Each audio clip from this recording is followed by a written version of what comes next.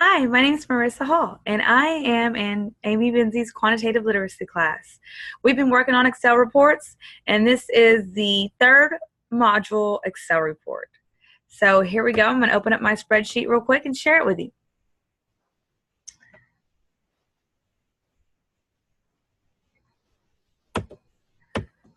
And here it is. So I'm going to go up here to the top, and I'm going to start showing you my formulas. As you can see through here, I've used a formula to find the degrees in this pie chart on different percents. Going down, I've used formulas for the range, median, mean, standard deviation, and coefficient that we have found. I have used a count formula here, and also used the average formula. Again, the standard deviation, coefficient, variable, mean, median, and range. Going on down, we've made a nice little bell curve here and used a formula to find the standard deviations in that. Going down, more range, median, mean, standard deviation, coefficient formulas.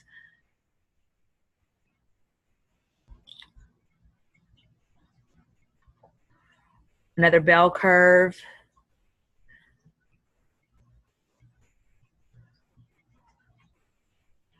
All right. Now that I've showed the formulas that were used in this Excel report, let's talk a little bit about it so you can understand what we're talking about in here. All right, starting on number 1. Here I am talking about the Americans' attitudes towards climate change. Well, if they're anything like me, I can say that climate change has definitely affected the seasons and is very, very, very much relevant. But let's see what we have in these studies here. All right, so in the spring of 2010, we had a response. And in the response, 53% said yes, that there was a change in the degrees. 37% said no, there was a change in degrees, and 10% were unsure. In the fall of 2015, we had for the change in degrees, yes said 71%, no said 17%, and 12% were unsure. So you know what? I think these people can agree with me. You can see here in the bar charts that a higher number of people said yes, climate change is affecting the seasons here. So they're saying that it's getting warmer and that it's been evolving rapidly over the last 4 years.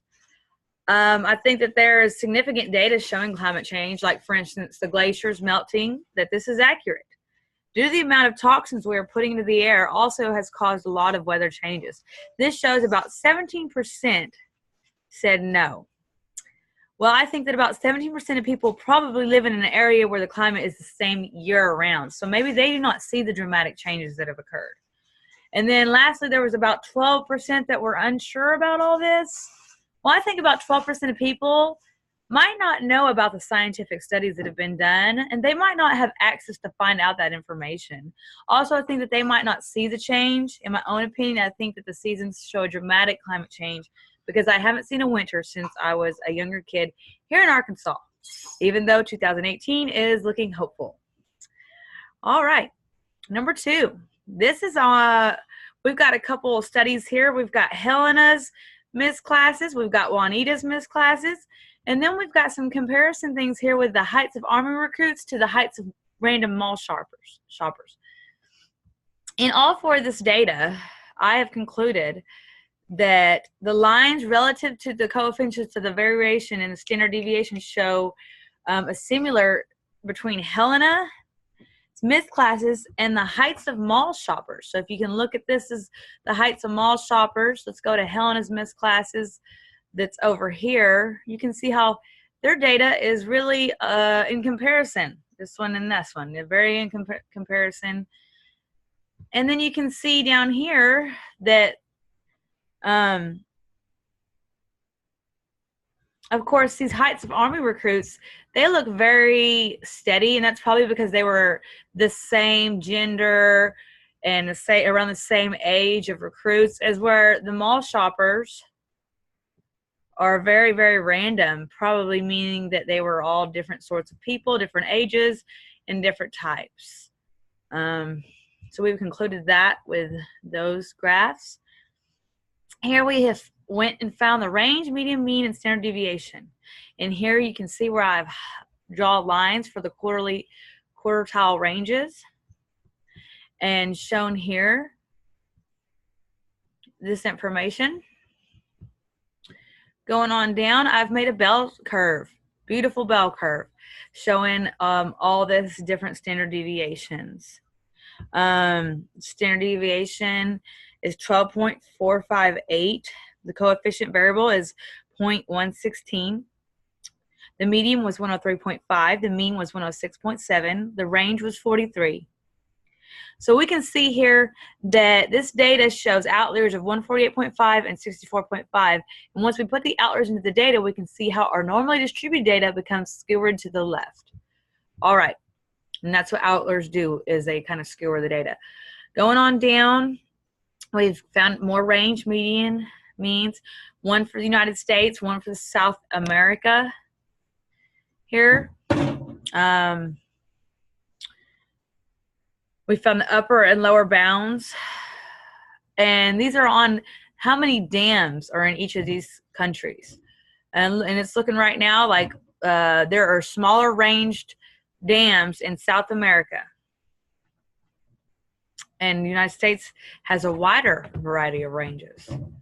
And it looks like the United States would also have a closer amount of data to getting an outlier. If you look at these graphs right here, you can see the difference. Okay, going on down to the next one, another bell curve for the range, median, well, the mean and standard deviation is showing.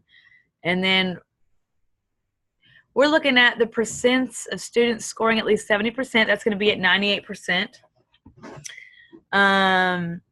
This is great because that is a passing grade. I also found that the number of students that scored at least 70% was 976. The number of students that scored in the 20th percentile was 25, which was around 20.8%.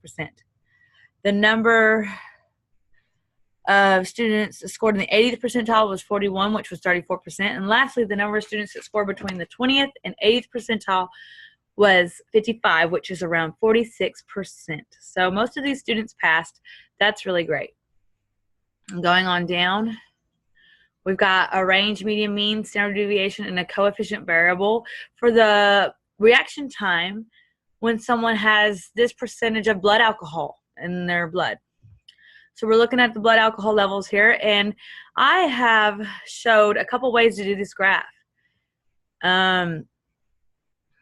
with the reaction times. If someone wanted to kind of change the graph up, they can make it wider or taller and make it kind of look like maybe they weren't that impaired, or maybe, you know, they were really impaired, or whatever, to someone, you know, depending on what case here, what side of the story you're fighting.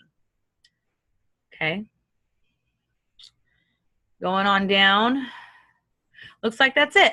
All right, well, this is my Module 3 Excel report, and I hope that it looks very nice. Thank you. There you go.